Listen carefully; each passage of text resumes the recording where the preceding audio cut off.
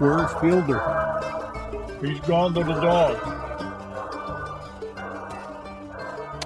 My guest today is a gentleman I've wanted to have a conversation with ever since we became friends on social media a few years ago. When I started this podcast, I knew right away that he was one of the people that I wanted to get on the show.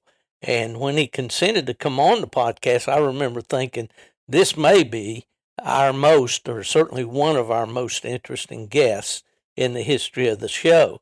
And there were several things that drew me to this gentleman. And the first thing was his photos that he posted on Facebook with his dogs and his coon hunts. And I kind of liked the way he took a no-nonsense approach to talking about his hunts. There wasn't any bragging. There wasn't any blowing.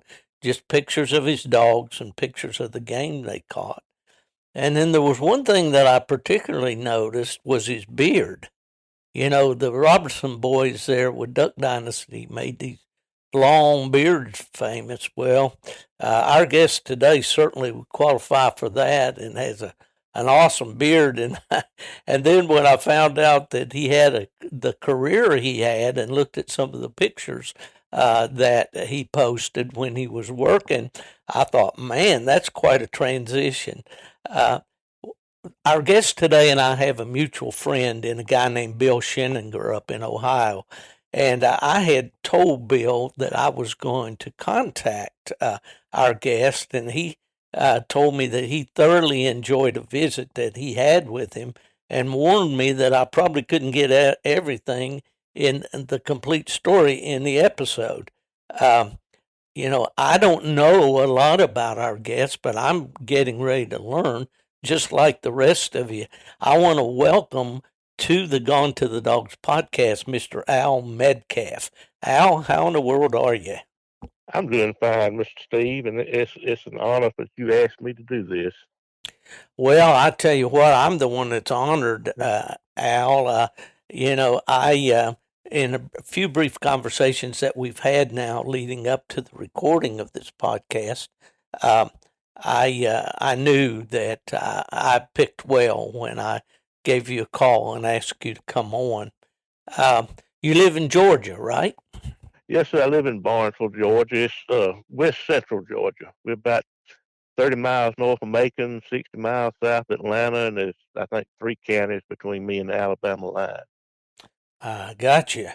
So you're over there in some pretty good coon hunting, I guess. It's pretty good, especially when deer season goes out. Yeah, we have to battle those deer hunters more than we'd like to, don't we? It seems like anymore. Yeah. Well, okay, so that's where you live now. Now, is that where you were born, raised in that part of the country? Yes, sir. I was born. We used to have a clinic in Barnesville, and it's no longer there. It wasn't a hospital. They just called it a clinic, and that's where I was born, probably, I say 3 miles from where I live. I see. Well, I've always kind of envied people that got to stay in the area where they lived. Of course, I was raised on the edge of a town when I was growing up, as somewhere probably around 18 to 20,000 people. But we lived right on the edge of town, and I could walk across the highway and be in the squirrel hunting woods, you know, when I was a kid. But now that area's grown up a lot. All the areas that I used to hunt, I wouldn't be able to do that at all now. But, just for another point of reference, Al, how old are you now? I'm 66. 66. And you've been retired for how long? Since November the 1st, 2012, so 9 years. So tell our listeners what you did for what, 30-some years? In 32 years, I was a Georgia State trooper. I worked the road for the majority of the time, and then I transferred into safety education and, went to businesses and schools doing safety talks and stuff like that. The last job I had was implied consent, and every quarter you have to check the calibration on the intoxilizer machines that you get the DUI suspects to blow in, and I traveled around checking those, and that was really a real good job. It was Monday through Friday in the daytime, and I could coon hunt any night I wanted to. So. Well, that's awesome. I noticed on your Facebook page there was a post there about a young man that just recently became a Georgia State Trooper. Is that right? I'm not sure which one it is. Okay, there was Uh, there was a post on there, and it was a younger man that was had just completed his training. I thought maybe it might have been somebody in your family.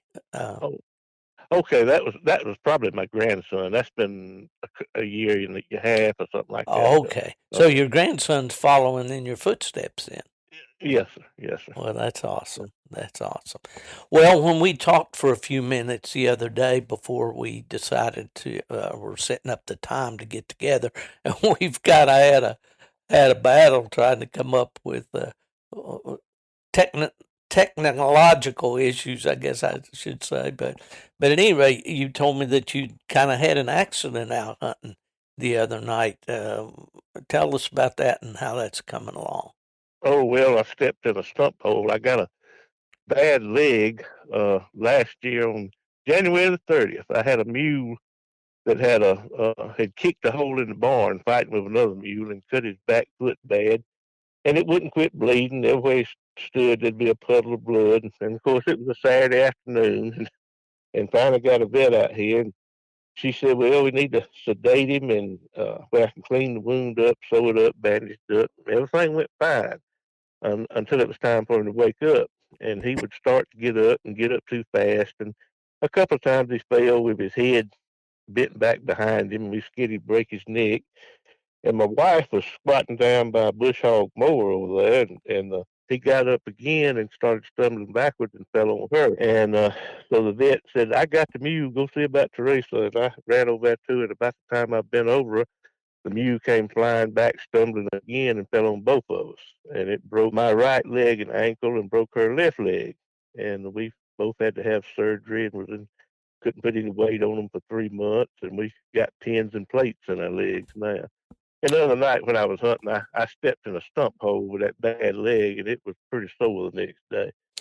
Well, I can imagine it was. I remember my first encounter with those stump holes was in when I went to work for AKC, and they moved me to Raleigh, North Carolina, and a lot of piney woods there and all. And I discovered those stump holes. It's where the old stumps there, and they've just kind of rotted out and left a hole. Isn't that about right?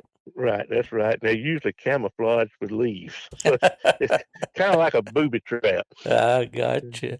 Well, we're going to definitely talk a lot about coon hunting, about your dogs and all that, because this is primarily a coon hunting show. But I wanted to talk to you a little bit about you are, to use a common term, I guess, a son of the South. You grew up in Georgia, and I know that most of my friends across the South are very, very proud of their Southern roots and and the great history of the South. And of course, we all know about the Civil War and how that turned out. But there's just so many great stories out of all that. And I learned that you have kind of taken an active role in keeping some of that history alive. What can you tell me about that, Hal? Well, I've been a member of the Sons of Confederate Veterans for over 20 years, and it's a great organization. We do a lot of cemetery work. In fact, there's a Confederate cemetery here in the town, the county seat in the county I live in, Barnesville. And the soldiers there were buried during the Atlanta campaign in the summer and fall of 1864. And a lot of them were unknown, had unknown markers on the grave. Some of them were known. And over the time, it had gotten almost impossible to read them. And our ISCV camp has replaced all the stones with new stones. We moved the old stones. We didn't throw them away. We moved them down as footstones. And in the meantime, we got the medical records for the Confederate hospitals that were here in Barnesville and identified, I guess, probably 40 or 50 of the soldiers that were previously unknown. And they come from all the states in the Confederacy. There's one Union soldier buried there from Connecticut. And there were no prisons here. In 1864, they had a train wreck during the Battle of Atlanta, close by the town here, and it was a train load of prisoners and wounded coming south, and hit head on with a train load of supplies going north. And so the Wow. only reason I can figure out that Connecticut guy's ended here is he must have been a prisoner on that southbound train. I'll say, I look back in my own history. My dad was born in Middle Tennessee, and my grandfather, who I was named after, his name was Stephen, but his father's name was Nathan. And there is an article that appeared in a local paper there back in the day that my grandfather had written in, kind of like in how we write in an op-ed piece or something. And he was a wheelwright. He made wagon wheels. He made them, from scratch, the hub and the spokes, and then put the metal tire on them and all that. And he too had a long beard. Yeah, I have several pictures of my great grandfather.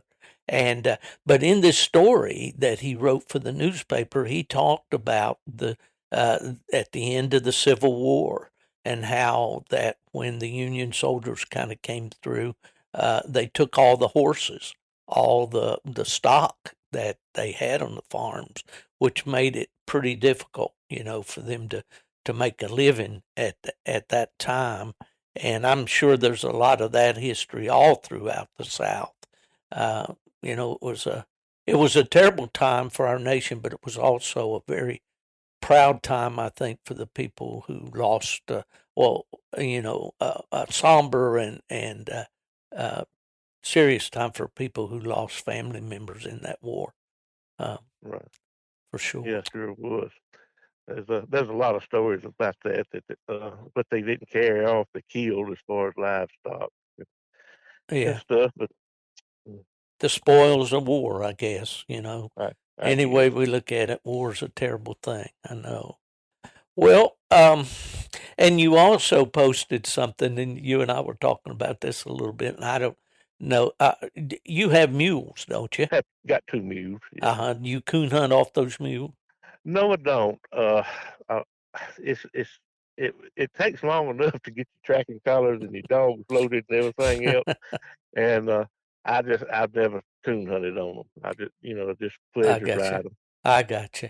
I'm sitting here looking across the room at a drawing by the artist Joe Vick. I don't know if you've ever met Joe or seen any of his work.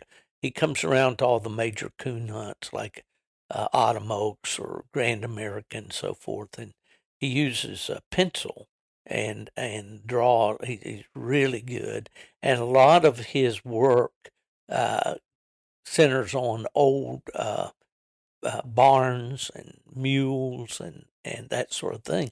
Well, my grandfather, Fielder, was legally blind. He couldn't drive an automobile. And he worked his farm there and raised 9 kids on about an 80-acre farm there in Tennessee with a team of mules, old Pat and Trim. And I'm looking here at them now because I had Joe to take a picture of my granddad. Use a picture of my granddad and put him into a photo, a painting with the two mules and the barn in the background. And it's just one of my most treasured things because I remember very well my granddad, hitching up the mules and working them, when I was a kid. I was only 6 when he passed away. But Granddad would harness those mules and drive them 8 miles to town on Saturday to do his business there, and then drive back home. But I've always liked mules too. So you got a lot of things that are interesting me here. Well, I've always been fond of mules myself. I see. Well, in talking to Bill Scheninger, he mentioned, and I didn't put this in our notes, but I just happened to remember that he enjoyed awfully much the stories that you told him about your family. Is there anything that you could share with me there, maybe that we didn't think about before? Well, one thing is I'm living on the land that my family's lived on since 1821, and Wow, that's when they settled this part of Georgia and drew land lots in 18. So this is the 200th year that my kinfolks have lived here, that's and pretty amazing. yeah, I guess we don't move around much.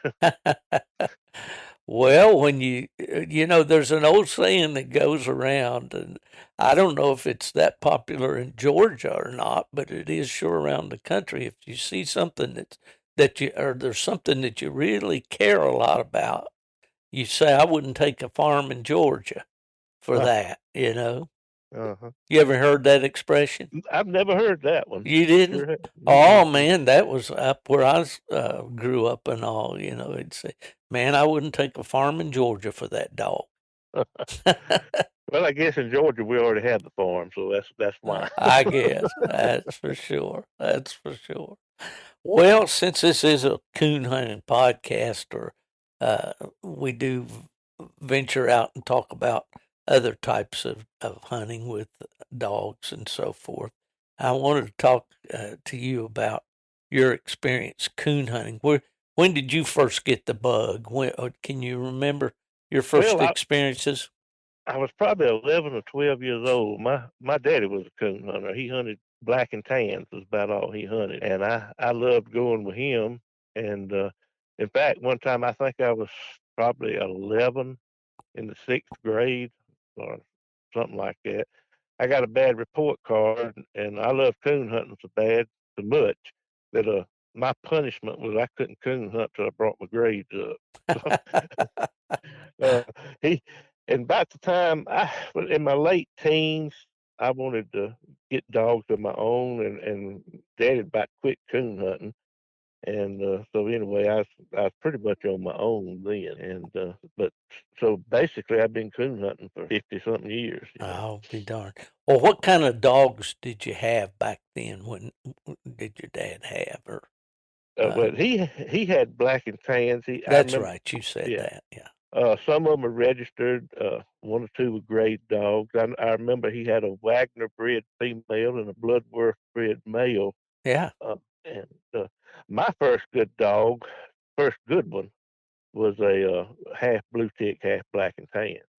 I see. Now, I called him Moses. I What happened was when I started coon hunting by myself, some of my buddies would go with me, and I had 3 or 4 dogs, and I hunted one year, and I think we treed 2 or 3 possums and a 3-legged coon. And and my daddy gave me some advice, and I listened. He said, "What you need to do is pick out your best dog, and go see Cliff Jacobs about hunting with him." And Cliff Jacobs was an older black guy that my daddy had hunted with when he was hunting a lot, and Cliff was happy to have a young guy go with him and do the driving and help carry stuff, and then plus I had a few places to hunt, and he had a few places to hunt, and so that one first season that I hunted with Cliff, we made a coon dog out of Moses, and that was the first good dog I had. The first coon dog that I can remember my dad having is my dad was a pipe fitter. I've told the stories that we mentioned in an episode here that aired recently with Trent Williams, the bluegrass uh, musician there from Ohio. But anyway, his dad traveled around. He was out working in western Kentucky, and we lived in Charleston, Missouri, just across the Mississippi River there at the mouth of the Ohio. And he met a fellow there that was a barber and was a coon hunter, and he had made a cross, and this dog was, I believe, half black and tan, a quarter blue tick, and a quarter bird dog. And he got two of these pups, and he gave one to his brother there in Tennessee. And I remember my dad having Sam. Sam looked like a black and tan, a Mm. typical black and tan, but he had stocking feet, white stocking feet, and some white in his chest. And that was the first coon dog that I remember at home, and Sam apparently had distemper when he was a puppy, because what the vet said, that he would go into these seizures at the tree when he'd get excited and tree barking. Sometimes Uh-huh. it'd throw him into a seizure, and he eventually, I think, either died of that or maybe had to be put down. But there again, there's a parallel. The grade dogs. Most of people back in the day, had grade dogs. Was it that way there in Georgia? Mostly grade Oh yeah, dogs. Yeah. Hmm. yeah. It mostly grade dogs. That you didn't see that many registered dogs at all back then. Right. And Were there a lot of coon hunters in your area as you were growing up? And there were several. There was a good many. There's a lot more than they are now. yeah. Uh, in fact, my daddy used to hunt with Charles McCracken, and Charles kept dogs, and I guess bought them and hunted them for Cass Walker. Okay. And that Charles didn't live very far from us. They hunted together a lot. And then Mr. Tom Rusk was a dairy farmer. He coon hunted, and there was several around. Yeah. Well, our listeners, the older ones like us, Al, remember Cass Walker and his ads in Full Cry magazine. And I have a lot of family in Tennessee. Cass operated those. I think they were called cost cutter supermarkets around Knoxville, Tennessee. But he was a coon hunter and quite a character, and he had a TV show that he'd be out coon hunting the night before, and he'd bring in 2 or 3 coons and throw them on the floor there in front of the camera, and he'd talk about his hunts, and then he put those ads in. You remember his ads in Full Cry Oh magazine? yeah, it'd be about 2 pages, and a lot of them he called Ledbetter Curs. He got from Mr. A.D. Ledbetter up there Yeah, in yeah, Tennessee. that's right. And I enjoyed reading his ads. Well, he did, and he seemed to have, and I don't know, I can't verify it, but he seemed to have a pretty solid guarantee on his dogs. If you didn't like it, bring it back. He'd give Yeah. you another one of equal value. I don't know if he said he'd give you your money back or not, but he was quite the character. I mean, real colorful part of coon hunting history. And if you want to go on YouTube out there, listeners, and do a search for Cass Walker, and there's one on there that's really funny. He's talking about people swiping women's purses on the parking lot out in front of his store, and he said, you all think that's pretty good. He said, but I tell you what, we're going to do. If you do that anymore, we're going to catch you, and we're going to fix you right up. We're going to put you in the best hospital in town. Oh, he was a character. Well, that's funny. I hadn't thought about Cass, but you brought him up there, and that triggers so many memories. And Yeah. yeah, back in the day, the magazines were full of dogs for sale from various kennels, and Cass was one of those for sure. Well, what kind of hunting territory do you have there where you hunt now? Rolling hills. We don't have a lot of real tall, steep hills, but it's not flat land in this part of Georgia. We have rolling hills, some beaver swamps. You can go a few miles west of here, and the Flint River's down there. And we have well, in some parts of the country, they would call what we call Potato Creek a river. It's a pretty good sized body of water, and I have one hunting spot that borders Potato Creek. But the best way to describe it is just rolling hills. I got you. Is there still a lot of farming around there, or is it? I It's a mean, yeah. it's a good bit. A lot of beef cattle farming. Hmm. Some will cry. I see. I see. Well, now I know that a lot of guys get set on a certain breed of dog, and we've got these 7 breeds now that UKC recognizes, and I think all our listeners know who they are. For many years, there were 6, and then they added the American Leopard Hound. But you've kind of taken a little bit different tact with your dogs. You're not real particular about the breeds, are you? No, I'm not. I have I've got leopards, I've got plots, and I've got plot cur crosses, and I've hunted all seven of the breeds recognized by UKC. I really the breed doesn't matter to me as much as how the dog handles and his ability.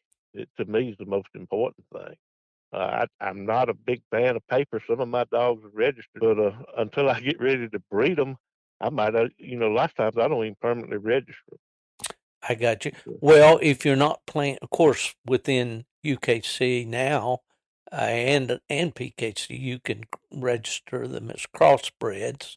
Right, Uh, but if it's really not in your interest to start a line of dogs or keep a certain line of dogs going or enter competition, I can understand why that wouldn't be important to you. Now, do you do any competition hunting at all, or have you done it?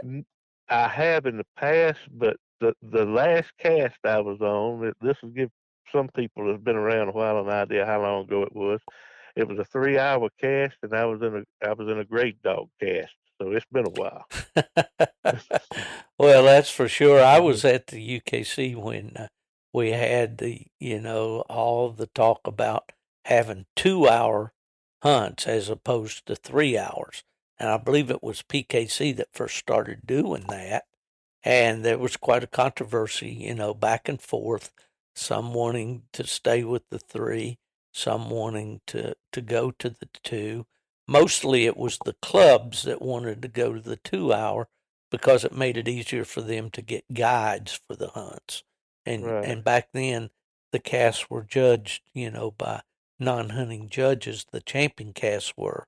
So anyway, uh, but anyway, I remember John Wick saying that if a man loves the coon hunt, he'd rather have a 4 hour hunt, than a Right. 3 hour. I mean, why cut it short? But I can sure remember those days. That they were 3 hours, of course, when I started competition hunting back there in West Virginia. Hunted mostly in Virginia and Ohio and West Virginia. And man, you could get out there and maybe tree a coon or two and have a pretty decent score. But it was something else to keep that score for 3 hours. I know that was my problem. The though Moses, I hunted in that hunt, and I was being honest with it, and Moses, if, one of his faults was late at night, he would open his mouth on some tracks that he should have just passed up, Yeah. and Hmm. that was the problem. Yeah. But Bite off a little more than he could chew there, mate. right, Yeah. Yeah. it was a good honest cast. The two guys I was hunting with, one of them had a black and tan female and grade dog, the other one had a grade Walker male, and he's a real good friend of mine, and we hunted together a lot. And of course, he was a grade Walker, and I had it. I was figuring the score in my head, and the guy with my buddy with the grade Walker was he had the scorecard. And I thought Moses had minus out, and my buddy told me, he said Moses is minus out, and I said, yeah, I thought he had. And he said, "There's not any doubt in my mind which one's the best dog." Said, "I've seen Moses tree a lot of coons by himself." Said, "Sonny never has treated a coon by himself." The other guy chimed in and said, "Well, my dog ain't never treated a coon by herself either." But they got first and second place, and Moses minus out. And I said, "Well, this game just isn't for me, And Yeah. nobody cheated or anything. It was all honest, but it, I just didn't like it too much. Well, you bring up another issue that a lot of the younger hunters for sure won't remember or won't know about. But there was a day back when you were hunting for night champion points that the dogs second and third and fourth place in a cast could get points depending on the size of the hunt. In Right. other words, if there weren't enough cast winners with plus points, then it'd go down to second and third and fourth place in the cast. And Mhm. that's kind of where some of the the notorious hunters back years ago, when you hear about people cheating in the night hunts, there was a certain group at times would say at the beginning of the hunt, well, I need a first. What do you need? And and well, I've already got my first place. It was required to have at least one first place toward night champion, and then 100 championship points. And somebody said, "Well, I already got my first. All I need's a second." And that's how they kind of got their heads together sometimes. And we get that old story of meeting in a coffee shop, and filling out the scorecard. I'm not trying to give anybody any ideas, okay? But that sort of thing, did happen at times. But the registries have done a good job of straightening out a lot of that. And I don't think that happens very much. And especially now, because if you don't win your cast, you don't have anything at all. And it's Right. kind of been changed now to, just beating the dogs you draw. That's all.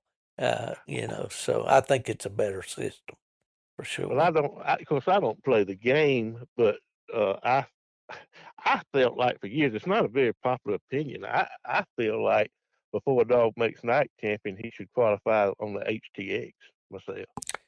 Yeah, that's a good program, and I was glad to see UKC come along with that program where the dog has to go out there and prove that he can run and tree coon to get that title.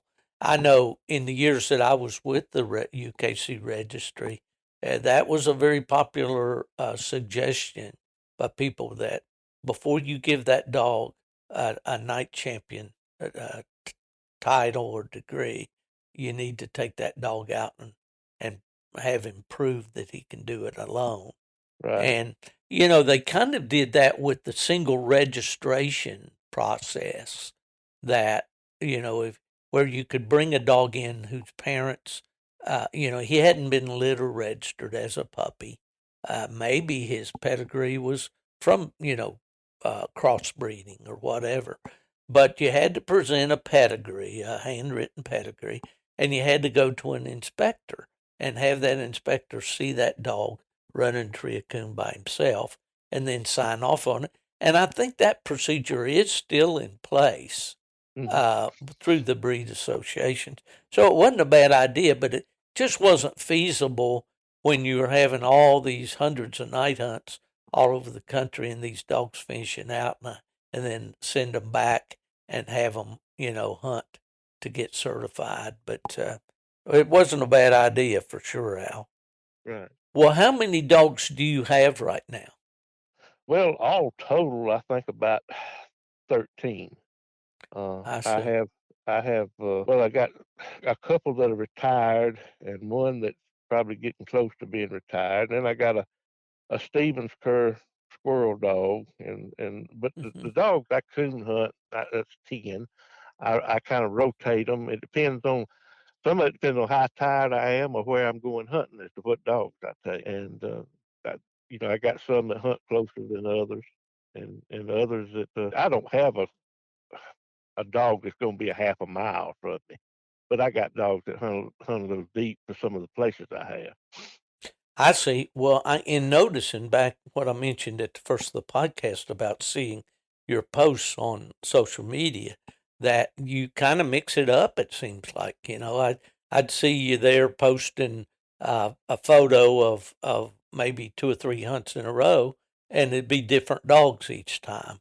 Well, So yeah, that's the way I do it. Out of the 10 dogs that I'm talking about, 5 are leopards, 3 are Plott, and 2 are Plott cur crosses. I got you. So do you try to kind of pair them up? A dog that's pretty strong with one that's in training, or how do you make those decisions which ones you're going to take? Well, a finished dog with a young dog is usually how I hunt Right. them. And I've got a young dog that hunts close, and I've got a couple of females that hunt close, and so I carry them together. That way, your older dog's not running off and leaving the young dog, and he can participate and learn.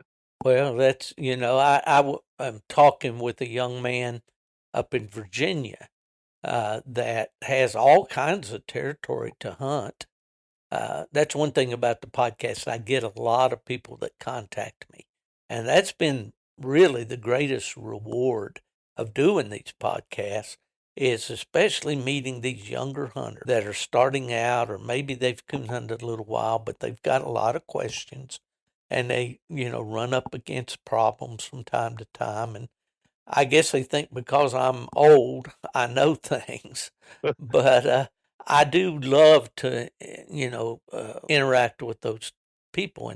And this young man, I was able to bring a puppy back from up in Pennsylvania for him, and he's got this pup now that's about 4 months old. He's wanting to get him started, but he doesn't have an old dog right now, and he's been looking around trying to find a dog that he can trust, to start his pup with. And Mm. he was mentioning, he said, I rarely use a cage coon or anything like that to start my uh, dogs, my pups, but I usually just take them to the woods with an old dog. But he said, I don't have that. And that kind of brings, before I get into that, I want to ask you now, do you have a favorite breed though? Although you've got these three breeds now basically, or the crossbreeds. It would. I like the plot dogs because of the history. Like we've talked about, I'm a history nut.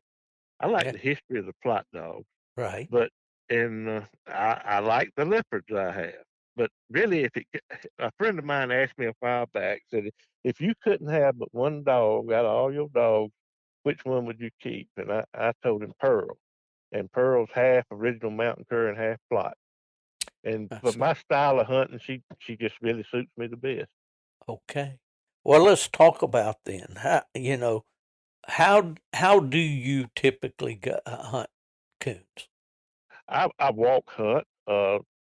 Basically, if I'm taking some of those closer hunting dogs, I hunt like most people squirrel hunt with dogs. I just ease through the woods. If I can find an old woods road that's easier walking, that's the way I go. And the dogs go out and either tree something or they check back in. I walk a little further, and then sometimes I got a couple of leopards that can get deeper than the rest of them, and I'll turn them loose and more or less follow them a little bit, and and if they check back in, I'll send them another direction.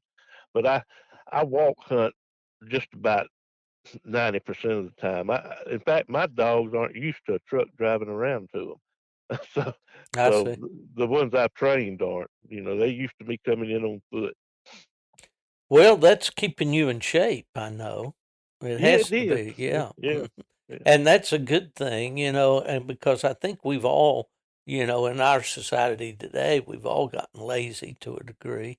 I remember when we didn't have four-wheel drive equipment when I was a kid in the mountains, and we'd drive out to a hollow somewhere and park at the mouth of the hollow and turn the dogs loose. Well, we knew however long that hunt was going to be, if it was going to be till daylight, we were going to be walking all of it. There weren't right. any roads to drive around to get to the dogs or whatever. And of course, now I'm at the age we're getting ready to go out to the White River in Arkansas, out to the refuge out there. And I'm mighty thankful that they've got these ATV trails everywhere out there. So we can, my buddy Nubbin Moore, he's 80 now, and I'm 75. So we kind of appreciate the fact that we can cover more ground. But we still have to park the ATV. They don't let you just drive them through the woods. So, Right. if the dogs are in there 700, 800 yards, that's usually about the longest walks we have to take out there. Uh, well, I know one night we walked nine something, I think, to Nubbin's black dog, but that's about it. But yeah, I know that's the way I grew up hunting, was just walk hunting the way you described. Uh, Yeah. You see a lot more. I like it because you're out in the woods and you run up on different things, see a lot of different stuff, old steel sites, and just old farm equipment that's been abandoned in the woods, and just in pretty spots. Like there's one spot I've run up on a couple of times that I bet is on top of a hill, and I bet it's 2 acres of just granite rock at the top of the hill. Wow. And if you just run in and drive around to the dogs, you miss a lot of that, and that's Yeah. what I enjoy. Yeah, well, that's for sure. And you just bring up so many memories for me, Al, because that's the way it was hunting the mountains of West Virginia when I was a kid. My dad told me, he said, Steve, one time these mountains were full of people. There were settlers everywhere, and we'd come up on an old house place, and there may not be anything left there but the chimney. You Mm-hmm. know, he said, be careful, around there might be a well or something here. Uh, and I remember one night the dogs treeing in an old house way back on a ridge. Had no idea that there was a house there. And they got in there, and that coon was living up in the attic in the living room of that old house. And of course, when he come down out of that attic, there was a big fight in the living room floor of that old house, and I often thought if somebody came by there and looked at all that carnage there, they'd think there'd been a murder there or something. But Probably so. yeah, but and another thing you mentioned farm machinery. I remember one night in Michigan, my dogs had treed around this patch of woods. Well, a lot of patchwood hunting up there, where you've got row crops of corn or soybeans, some grape vineyards, things like that. But I'd walk those edges, and my dogs had gone left and to the west and a good distance in there, and were treed, and I was just huffing it to them. And I don't know, something just told me, Steve, watch where you're going, because the weeds were up a waist high. And about the time I stopped and looked down, there was an old hay rake there, right there. If I'd have got tangled up in that thing as hard as I was walking, it'd have probably speared me in several locations. Most But likely. yeah, I guess. Well, you cracked me up the other day. You posted a picture, or no, you mentioned something about your dogs, maybe treeing some kind of what we'd call off game. I don't know if it was a possum, or maybe you just mentioned this to me, and you said if it climbs, it ain't trash. What's your philosophy on that? That's my saying. If it climbs, it ain't trash. If my if it can go up a tree, my dogs aren't gonna get any correction from me. I kind of like you're talking about the old school hunting, but years ago in the Depression and all, people ate the possums and this, that, and the other, or sold the furs from bobcats and everything else. And if I'm just happy to hear a dog tree. Most of the time, I tell the, my hunting buddy that goes with me, if we tree a possum, I said, well, we ain't skunked. I had rather them tree a possum than not do anything, I got and you. and especially not run a deer or a whole armadillo. Well, Uh, what we're touching on here is the pure love of a tree dog. yeah, that's it. Yeah, and I think a lot of the younger guys, and I hate to keep talking about younger guys because man, God love them. I'm glad they're out there. I'm glad they're enjoying the sport. I've tried to do what I can to preserve this sport for the next generation and so forth. But I just think they kind of lose sight sometimes when the winning takes over of the fact that it's just a joy to be out at night with a Yeah. good tree dog and hearing them, find game and tree the game and go there and see it. And I know that's the way my dad and his brother started out, there in Tennessee. I've got a picture taken, I think in about 1937 of it's in my book, of my dad and his younger brother and two cur dogs, and they've got two coons stretched square the way they used to Hmm. stretch them years ago. And then there's a bunch of possums, and there's skunk hides too. Hmm. And and that's what they did. And of course, growing up in the Depression, my grandmother would tell the boys, catch a young possum, bring it in here, and we'll, pin it up and feed it for a while, and then there'd be possum and sweet potatoes on the dinner table, supper table.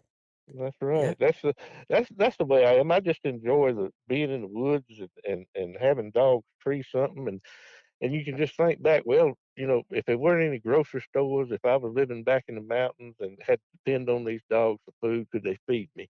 And if they tree possums, they could feed you.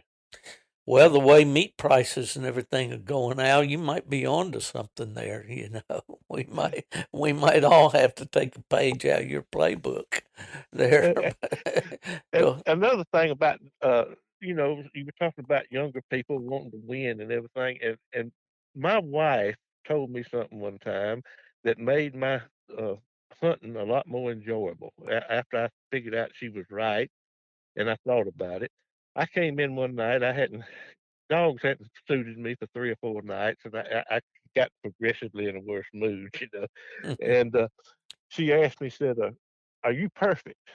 And I said, "No, I'm not perfect." I said, "You remind me of that pretty often." And she said, "Well, why do you expect your dogs to be perfect?" And I got to thinking about it, and I said, she's right. And when I quit expecting my dogs to be perfect at everything, it makes coon hunting a lot more enjoyable. Well, absolutely. And I got caught up a little bit with that in this cruise dog, this young Walker dog that I've got.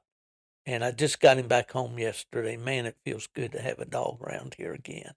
He'd been up there in northeast Georgia since back in January. But he's bred pretty well. I mean, he's got a lot of famous dogs in his pedigree. He started out young and all, but like any dog, he's had some faults. He's had been a little. He give up on a bad track a little too quick sometimes, and I get to thinking, man, he needs to be more accurate, and he needs to be this, and he mean.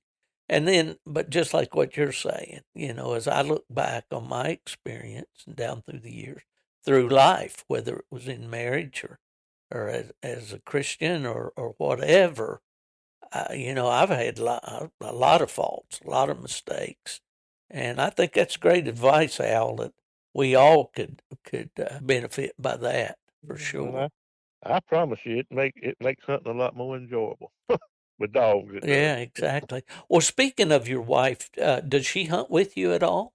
She used to, but she was a trooper too for a few years, Oh, and okay. and back in 1992 when the Rodney King riots in California overflowed to Atlanta, she was sent up there on the riot squad, and she got hit with bricks and bottles and everything, rocks Oh and my everything goodness. else, and it Hmm. crushed some nerves in her leg and permanently disabled her, and so she Oh, I she see. she can't go through the woods anymore. Well, that speaks to the job that you do out there as a public servant, and God bless her. And well, listen, you we mentioned a little bit about. Do you clean the game you tree? Do you ever eat tree game? Yeah, we I clean every coon I catch. As soon as I get home, I clean it. We eat it. I've got friends that eat it, and to Hmm. me, if it's not something like a armadillo or a coyote that's bothering you, to just me, I'm talking me personally. I don't really, try to judge other people, but to me, it's a sin to kill something like that, a coon, a squirrel, or something, and just throw it in a ditch. Yeah. I clean them all, and in fact, to me, squirrel's the best wild meat in the woods. Oh, I agree. I My agree. my wife will she'll roast coons. She makes Brunswick stew, which I came to realize that a lot of people up north don't know what Brunswick stew is, but in the south down in Georgia we have it in every barbecue restaurant. But my Right. wife will use coon and Brunswick stew, and And it's real and good. that explain that because, for instance, like when I go to Orangeburg for the Grand American, I go into Duke's Barbecue there. There's a couple of places there, and they have what they call hash. Now, is that the same thing as what you're Well, calling? I don't know what hash is. Okay. Her Brunswick stew would it usually has chicken in it, maybe pork, coon, squirrel, rabbit. The last batch she made had rattlesnake in it, Oh, and oh and man. and then you got some tomatoes in there and corn.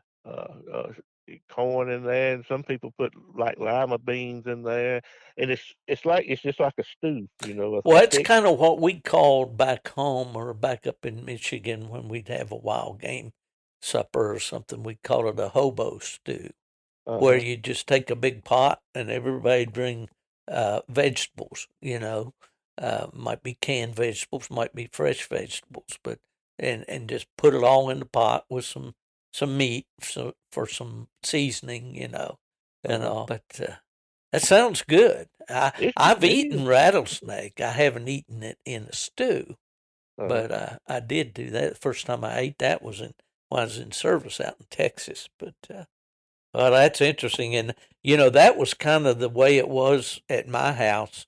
My dad, he'd say, "If you're going to shoot something, you're going to dress it." We called Right. it dressing it out. And man, I'd come home from squirrel hunting some nights, and I knew I had homework to do and stuff, but I'd be outside cleaning those squirrels, and I didn't like it, but I knew they better be cleaned, and they better be in the refrigerator in a bowl or a pan in some salt water, you know. Right. That's the same way here. Yeah, yeah. Oh, that's awesome. Okay, well, let's talk about a little bit about your what kind of gear do you use for coon hunting? You've already told me you're a walk hunter. Uh-huh. Uh, do you wear frog leg type or wader type boots, or do you Yeah, just wear leather? I, I started. I can't remember if it was last year, year before last, wearing the frog leg type. They're Yoders, Okay, and for years I saw this is one mistake I made. Before that I always wore like knee boots, rubber boots, and I always thought that these frog leg things would fill up with twigs and everything else and get all down around your feet. And I said, no, I don't want those things. And I finally bought a pair, and I love them. I don't have trash in my feet like I thought I would. yeah, I haven't had wet feet since I started hunting them, right, and I kept a boot dryer for years because it was gonna go over your knee boots, yeah, and yeah, but these are Yoders, and they're snake proof yeah, and waterproof, and I don't have. I always wore like Dan's or Wick overalls when I hunted with the knee boots. For these, I wear overalls every day, and with these things, I just wear the overalls I had on that day, and yeah. Just pull them up and you're pull good them to up. go, aren't you? Yeah. John Wick, said years ago when he invented the frog leg type wader. He said, when your feet gets wet, the fun's over. And of course, he was selling boots, but there's a lot of truth to that. And Oh yeah. yeah, and well, you mentioned snake proof. Do you have a lot of snakes around where you are? We have a few. I've never seen a poisonous snake when I'm hunting. But I've had one dog bit by, I guess, it was a copperhead Hmm. when I was hunting. But I've never seen one. There's no telling how many I walk by. But Yeah. If you don't look for them, you don't find them that's usually. right. But we have copperheads in some parts in this area. Some places I hunt, we have rattlesnakes, but it's mostly Right. copperhead. Well, what kind of light do you like? I got a sunspot, and I like Yeah. it. Yeah. Uh, Yeah. and I use a Garmin Alpha 100. Right. I tell you, that's the best thing they ever came up with coon hunting. 'Cause if I'm turning a coon loose out of a live trap for a young dog, I put a Garmin on it then because if it doesn't go right up the tree and the Mm. dog gets, I Yep. feel like a fool with my Garmin sitting at home and not on that dog. So that's Yeah. every time I turn one loose, I have a Garmin collar on it. I carry my coons a little different. It's kind of an old school way. I've got a sack with a shoulder strap that you sling over your shoulders, and that's how I carry the coons out in that. I see. And and the other old school equipment I use is I got a cow blowing horn. Oh man. Yeah, and I'll every day when I feed my dogs, I got one horn I keep in the dog food barrel. I blow the horn when I feed them, and then I try to get both my dogs tone broke, and I blow the horn and tone them and get them to come in. And one thing I like about the horn is if you and your dogs end up where you really aren't supposed to be, and you want to get your dogs and get out, people, if you go hollering for your dog and calling it, they know what that is. But this day and time, people don't know what a cow horn is blowing. Well, they So don't, and it just so happens if I can work it in. I don't know. Sometimes things happen for a reason, I guess. But I recorded a horn because I've got one here right in the room where I'm sitting right now in a display case. Is my dad's calling horn that he had for years and years, and that's the only way that we could get our dogs in, and especially if one got out of pocket on us or whatever. Or young dog ran a deer and over the right. ridge and got away. But so hopefully we can include that in this podcast.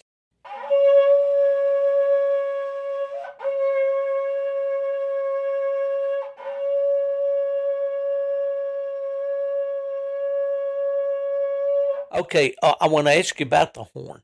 Uh, when you blow a horn, do you get a deep sound of it out of it, or do you get a high pitch kind of a squeal like sound out of it? Mine's more of a deep sound. Yeah, and that's the way the one that I grew up hunting with, the one I mentioned that's on the wall. I have another one here that was given to me, and I believe it was by a hunter in Texas, and it has my name carved in it. And I blow that thing, and all I can get is a high pitched squeal out of it, And that's kind of the way the fox hunters back in West Virginia, they like to squeal that horn, to make their. Well, we'll have to have a podcast about calling horns sometime and get into that. I'll tell you a funny story about that happened. I think it was year before last with that blowing horn. At that time, we had a jack donkey in the barnyard, and I was hunting behind the house and was calling in a dog, and my wife could hear that horn. I was pretty good way. I was a long ways back there. She could hear that blowing horn, and then the donkey would start answering it. So she knew what you were up to then, and all. She probably wasn't too happy with you. All right. Well, let me ask you this: Do you how long will you typically hunt in a night's hunt? Probably average about 2 hours, but Yeah. Especially now with this leg that's not 100%. Right. Mm-hmm. But I hunt almost every night if the weather's permitting. I like it's not unusual for me to go 8, 10, 12. One time I know I hunted 15 nights in a row, but usually about 2 hours is I got you. average. Well, do you prefer to hunt by yourself, or do you usually take somebody with you, or does it matter? Both, really, and for two different reasons. The guys that hunt with me don't have coon dogs, and honestly, that's the way I like it because I've always got a young dog. Yeah. And, you put two young dogs together, it's like two teenage boys. Oh yeah. And I enjoy them going with me. I'll go to some maybe bigger woods or tougher places when they go. Mm-hmm. But two, I enjoy going by myself, and the reason for that is most of the time when I go by myself, I'm taking a younger, well-started dog and take him by Right. himself. Mm-hmm. And And soloing him out. Yeah. right, and you really hate for somebody to drive down to go hunting with you, and you not take you know, you not take one of your better dogs and try to treat some game for them. So if I'm hunting by myself, that's when my young dogs get to work by themselves. Right. Well, and here's a subject that might be a little touchy to some, but I grew up with the Plott breed, and people used to think, well, a Plott dog's ill-natured, they're bear dogs or hog dogs, and therefore they're mean dogs. Which, and you're telling me you like a Plott, you have some cur dogs, you have some Plott cur crosses and all. Do you ever have any issues with young dogs or so forth and wanting to be aggressive? About the only problems I have is dead coons. Okay. It when a coon's dead and they get their mouth on him, the best thing you can do is put him in the sack. Mm-hmm. Yeah. Well, they get to claiming it at that point. Right. don't they? Right. They get jealous over it. And you got dogs that won't they won't growl with another dog bouncing off of them at the tree, or won't growl in a box. You won't have, but they will get into it over a dead coon. A lot of them will. Mhm. Yeah, there's some stories that I remember. We had a pair of Plott dogs, old Sam and Hoss, and they were big 60 or 55, 60 pound dogs, muscular. Those dogs were dried back in the day when I was young. I talked with Lee Kearns in South Carolina the other day, and he's going to be on a podcast that will have aired before this one. So, but anyway, he was, we talked about hauling the dogs in the trunk of the car, and that's kind of the way we did it back then. Because, well, for one thing, we couldn't afford a truck and a car too. And Right. Mother wasn't going to settle just for a truck. She wanted a car to ride to church in on Sunday morning and to go shopping and whatever. My dad was always accommodating. So anyway, we'd haul those dogs to the woods. They'd hunt together all night, tree together all night, shoot coons out to them. They'd be fine. Put them in the trunk of the car on the way home, and go around one of those steep curves in West Virginia and sling one of them over into the other, and it'd sound like you had a bucking horse in Yep. under the lid of that car, and we'd have to quickly pull over and get them apart and get them settled down. Since you mentioned that, let me tell you about my dad's hunting vehicle before he got a truck. It was a '61 Ford Falcon station wagon, and I looked in the full cry. I was just a kid. I found in the full cry. I remember the name of the place I ordered it from. It was Art Craft, and it was about a it was bigger than a basketball, a circle thing with it was yellow like a full moon and a coon's face in the middle of it. And I'm sure my mama made, since I bought it with my own $1.50 and ordered, I'm sure my mama made my dad put it on the back of that station wagon on the back glass. But that's that's where it ended up. And we drove back and forth to school in that thing. But anyway, he had was some 1x4s with chicken wire on them behind the back seat, tied up with nylon cord to keep the dogs at the back. And there's two stories about that thing. One is him and Albert Taylor was younger than him and a little bit older than me. They went hunting one night, not too far from here, and within 10 minutes, those two black and tans killed two skunks, and they had to ride back in that '61 Falcon. And Albert told Daddy, said, "Wilson, all right, you said I'll just ride back on the hood." And he said, "No, you ain't." They both rode back home with their heads hanging out the window. And the other thing is that to lift the tailgate down on that thing, you had to roll the back window down and reach in, and there was a lever you pull sideways on it to lift Okay. the tailgate down. And that Raider, that big old Bloodsworth dog, the first thing he would do when you load him up was pee on that handle. And so every time you went to unload the dogs, you got a handful of dog pee. So, Oh my goodness. Well, that was what we hunted out of station wagons. That was the precursor to the trucks. hmm And when I was a kid, and we had kind of like what you're saying, we had a crate made out of 2x2s or something. I don't know, and chicken wire was the first one, and it just slid in there. And of course, it kept the dogs contained, but it didn't do anything about the odor, you you know. know, And those dogs coming back home and they were wet and they stunk and they get the passing wind yep. in there, and you'd have to roll the windows down and your eyes would be watering. Oh, they call them the good old days, Hal. Yeah, Uh, they do. yeah. Well, listen, let's talk a little bit about how you start your pups. Do you start out with a pup usually, or do you like to buy a started dog or whatever? I usually start out with pups, and Mm. and I'm a little slower about trying to start them than most folks. I like for a puppy to be at least 9 months old before I try to show him any game at all. Now I walk him through the woods and try to get him used to crossing creeks and coming when you call him and stuff like that. and I have about an acre fenced in. It's a training pen. It's made for squirrel dogs. I put got squirrel feeders in there. Of course, the squirrels can come and go, but I'll put a young dog in there with an older dog.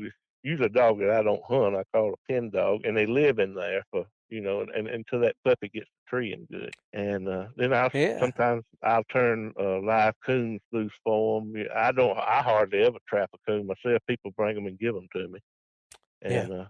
and I'll turn them loose for them. And sometimes in the training pen, sometimes of course, if I turn one loose in the training pen, when he comes out of the tree, you can get out. But sometimes outside, back behind the house. About what age do you put the puppies in that training pen? 9 to 10 months old. Oh, okay. So Uh, you it's let them grow up, in other words, right, pretty much. right. Yeah. That's the way I do it. I've had better luck with starting them if you get a little age on Yeah, them. well, I think that's wise, and I get this question. I mentioned the young fellow there in Virginia, and several other guys. They'll have puppies 3 and 4 months old, and they're laying drags for them, and they're doing this and that, and it's saying the dog's not barking up, and he's not doing. Hey, he's a baby, He's a baby. That's Let what that. I tell folks. Yep, exactly. Let him grow up. You take everything's new to them anyway. They're easily distracted at that age because all those smells that are out there, are new, and I've long subscribed to that. When I was a kid, we didn't really expect a dog to be doing much till he's 2 years old. Right, Of right. course, I don't say that you wait that long, and the way dogs are bred nowadays, I don't think you have to. But uh, do you think among your breeds that you've uh, been associated with, do you think any of the breeds seem to start earlier than the other? Really and truly, of my dogs, not in my experience. Yeah, Uh, I hadn't done it in a while, but I did put some dogs for the public, young dogs for the public, in my training pen to get them started on squirrels. And one yeah. breed of dog that I noticed, just about all of them started quick and easy and young, were those Parnell Carolina Curs. Are you familiar with those? I've seen them listed in the magazines and Uh-huh. so forth, but no, I'm not. I'm not They're, familiar with them. they're Stevens Cur and Okay, Feist mixed, is what they are. all and right. but I've never owned one, but I've started several in the training pen, and they seem to catch on quick and young. Well, I had a good experience out in Texas when I was in the Air Force hunting with a Stephen stock cur dog, a little female named Susie. She belonged to an elderly gentleman named Ray Colson out there, and she was a for real coon dog. She could cold trail, she was fast on track, good little tree dog. That's my only real. And I've got a high school friend. Actually, he's older than me, and was a policeman in our town, Bob Wood, up in North Carolina, and he's got Stephen stock dogs. But beyond that one experience in Texas, I've never really been around them that much.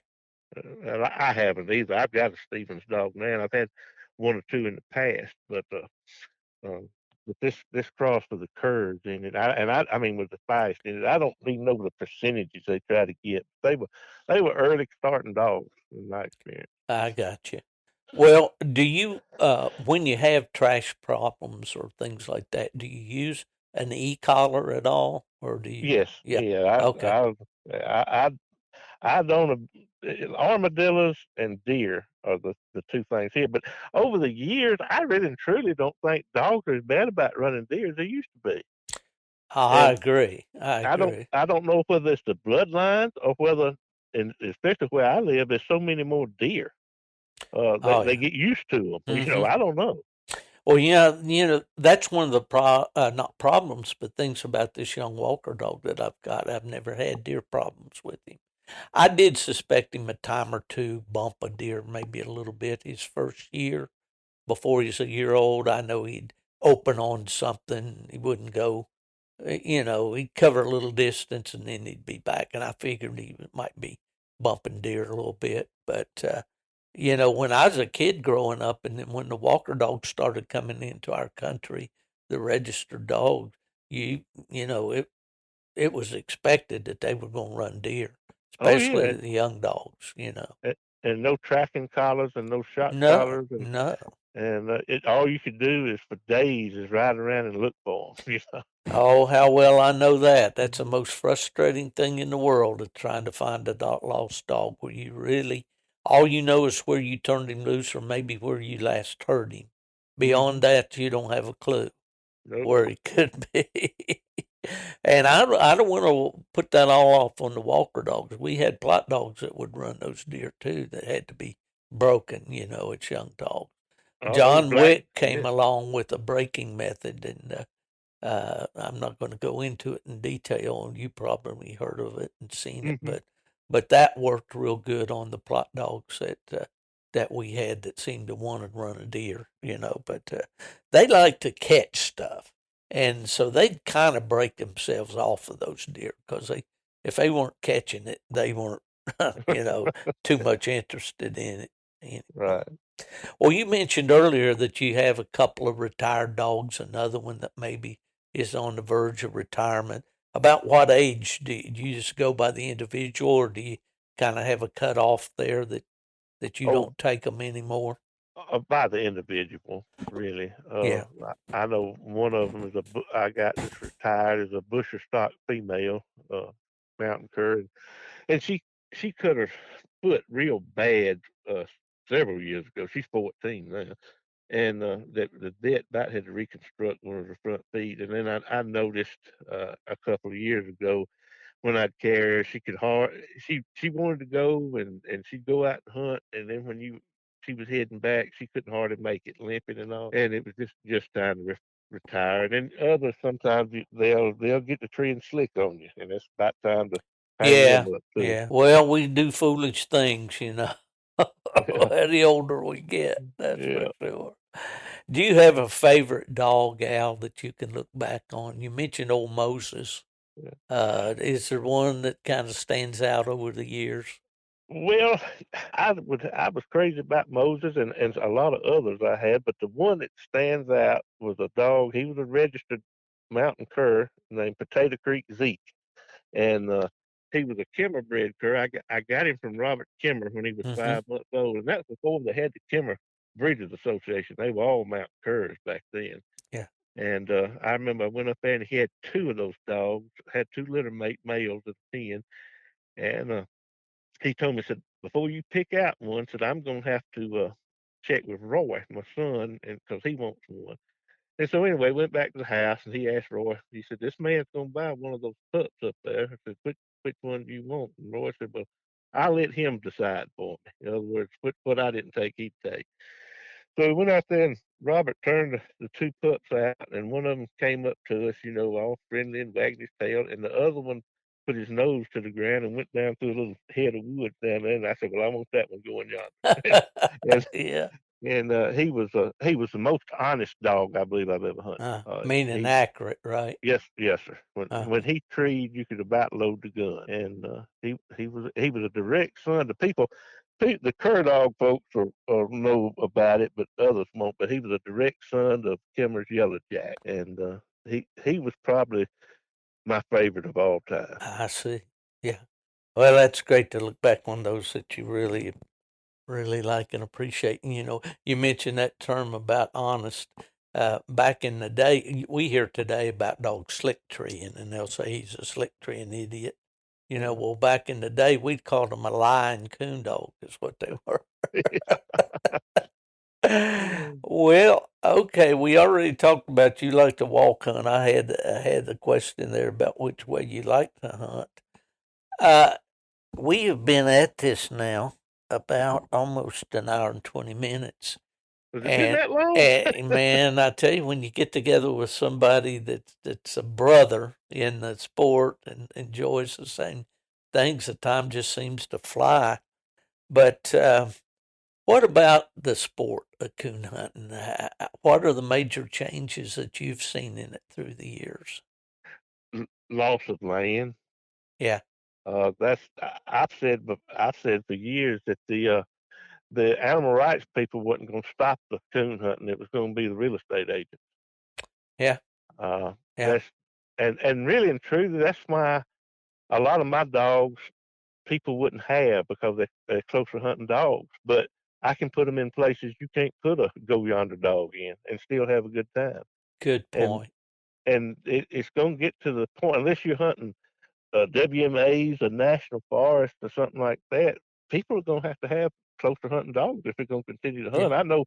I know some people that have quit because they just don't want to make the switch, and and they Hmm. have to drive 40 miles to WMA or national forest to hunt, and after a while they just quit. And if you don't change to a closer hunting, better handling dog, it's a nightmare. Well, for sure, and we addressed this here the other day in a conversation about these go yonder deep and lonely. They've picked up this term now, ambush dogs that just try to go until they find a hot coon they can get under. And handlers like that because they can score that coon, Right, they know it's there. But absolutely, it's going to have to come back around full circle. right, And of course, the way you hunt, Al, is the way I learned to hunt. And it was probably more out of necessity than anything else because I had to walk in rough. I was in rough terrain, which hmm your terrain maybe is not as rough as what I had. No, But it's not. coon were scarce, and you just couldn't have dogs that blew out the country on you because you'd lose them and your hunt's over. Right. They might go over the mountain and tree something, but you'd never know where they hmm were. So, having gone through that, of course, then I got into the competition scene and was very much a part of it through my registry work all those years and went out with a lot of good hounds, in these hunts and all. But I see that it's going to have to come back full circle if we're going to continue to do it. Uh, Right. here in Florida, when I was here in the 60s, it was nothing but ranches in Central Florida. It was ranches and orange groves. Now it's condos, apartment buildings, shopping malls, subdivisions. Everywhere you look, they say 900 people a day come into Florida, move Mm. here. So, but we're going to do it as long as we can, aren't we? That's the truth. And equipment has, you got your training collars, your tracking collars, the lights. All that's a big improvement from what it used to be. Your four-wheel drive truck. So there's a lot of positive things, but it's the only negative is really the the lack of large chunks of land.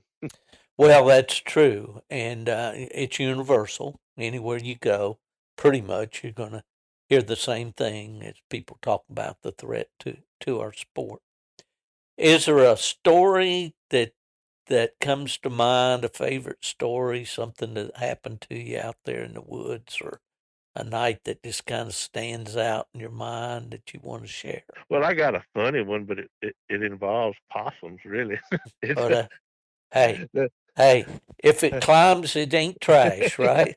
yeah, there was a older guy that used to hunt with me some named Melvin Clark, and he always said the best things out of the woods are possums and squirrels.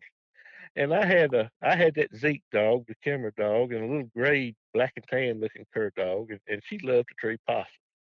And my experience with possums, we always got them and fed them out and then killed them. And so Yeah, if she treed a possum in a sapling or something I could get to, I'd climb up there or shake him out, or get the possum. And then you have to fool with a live possum, one somewhere to put him in the truck and carry him to Melbourne. Well, this went on several times, and one night he was hunting with me, and I had those two dogs, Gypsy and Zeke, and they were running a coon. They went into a smoky place and treed, and when we got in there, they were split. They had evidently run this coon in there on top of a possum. And Zeke was treeing up a tree that had the coon in it, and about 20 yards away, Gypsy was treeing up a tree with a possum in it. So we shot the coon out, and the possum was up. He was on the first limb, but it was a pretty good sized tree. And we got the coon out, and Melvin said, "I sure would like to have that possum. I sure would like to have that possum." And I knew he couldn't climb the tree, and I said, "Melvin, I can't climb that tree." And he said, "Well, just shoot them out, shoot them out." So they taste better out of the woods anyway. So anyway, I, I shot him out, and so after that, I would bring Melvin possums dead out of the woods. And one time I took that same little gypsy dog, little black tan cur dog, squirrel hunting. She was a pretty good squirrel dog. And as soon as I'll never forget, it was a Sunday afternoon in February. And as soon as we got out there, she pulled this possum out of a stump hole and killed it. And I knew where I was. I hung him up in a sapling. We went on and killed, I don't know, 2 or 3 squirrels. And on the way back, I carried them by Melvin's. And so anyway, the next day, I went by Melvin's, and it was one of those raw February days. The wind was blowing about 30 miles an hour, and it was cold. And Melvin said, "I just cleaned them squirrels, and I'm fixing to clean that possum." Well, they'd been dead almost 24 hours. And so, uh, he he was going to scald and scrape the possum like you do a hog, and uh, leave the skin on, get the hair off. Well, I guess it was so cold and windy. It had made his hands, made the temperature wasn't right on the water. His hands were cold from dipping them in the water. He was trying to scrape the hair off the possum, and it wasn't working. And he said, "I know what I'll do. Come in the house." So I followed him in the house, and he went to his bedroom where there's a wood burning heater, and took the eye off of it, and put some little sticks and kindling in there, and got him a fire going, and stood right there in his bedroom and burned all the hair off that possum.